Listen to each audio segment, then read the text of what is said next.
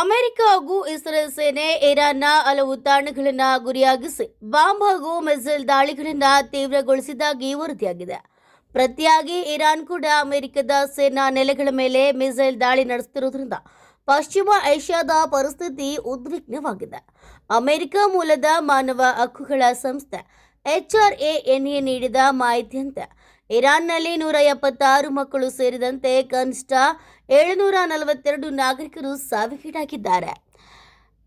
ಕನಿಷ್ಠ 900ಕ್ಕೂ ಹೆಚ್ಚು ಮಂದಿ ಗಾಯಗೊಂಡಿದ್ದಾರೆ. ಕಳೆದ 24 ಗಂಟೆಗಳಲ್ಲಿ ಮಾತ್ರ 85ಕ್ಕೂ ಹೆಚ್ಚು ಸಾವು ಸಂಭವಿಸುವುದಿರುವುದಾಗಿ ಅಂಕಿ ಅಂಶಗಳು ಸೂಚಿಸುತ್ತವೆ. ದೇಶದ 131 ನಗರಗಳು ದಾಳಿಗೆ ಒಳಗಾಗಿರುವುದಾಗಿ ಹೇಳಲಾಗ್ತಿದೆ. ಇನ್ನೊಂದೆಡೆ ಇರಾನ್ನ Islamic revolutionary guards corps Tel Aviv, Haifa ಹಾಗೂ ಜೆರುಸಲೇಂ ಪ್ರದೇಶಗಳಲ್ಲಿ ಗುರಿ ಸಾಧಿಸಿದ್ದಾಗಿ ಹೇಳಿಕೊಂಡಿದೆ.